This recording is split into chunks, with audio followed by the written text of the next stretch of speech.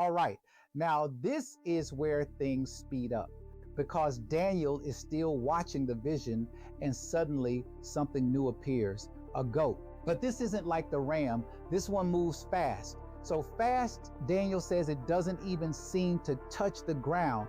Just think about that. This isn't normal movement. This is rapid, aggressive, and it heads straight for the ram. No hesitation, no delay, it attacks. And just like that, the ram that couldn't be stopped before is completely overpowered. Now again, you might expect mystery here, but the Bible does the same thing it did before. It tells you exactly what this represents. Daniel 8:21 says the goat is the kingdom of Greece.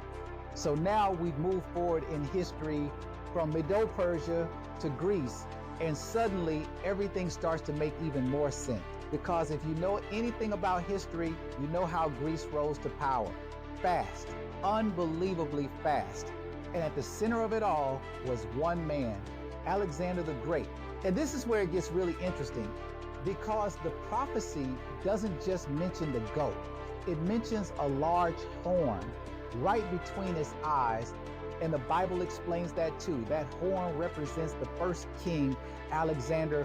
So now think about what you're seeing, a fast-moving kingdom led by one powerful leader that suddenly rises and conquers everything in its path. That's exactly what happened. In just a few years, Alexander defeated Medo-Persia and built one of the largest empires the world had ever seen. Exactly like the vision described, but then something unexpected happens. At the height of his power, the horn is broken, just like that. And when I first read that, I had to pause because that's exactly what happened to Alexander. He didn't slowly fade out of power. He died suddenly at the peak of his strength.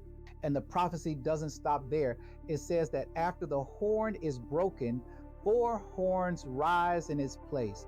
Now, this is where people sometimes get confused, but history fills in the gap.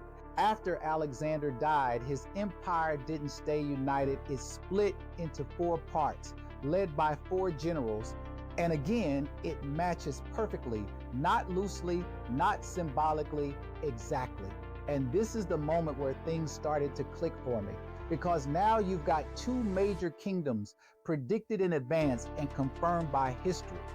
Medo-Persia, Greece, both lining up exactly where they're supposed to. So now the question gets louder.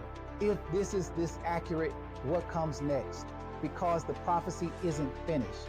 There's another power coming, and this one is different, stronger, more influential. And what it does affects everything that follows. So in the next episode, we're going to look at the next symbol in the vision. And this is where the story starts to shift from history to something much closer to home. So think about this before you go. If these first 2 kingdoms were predicted this clearly, what are the chances the rest of it is just coincidence? Follow the podcast and let's keep going.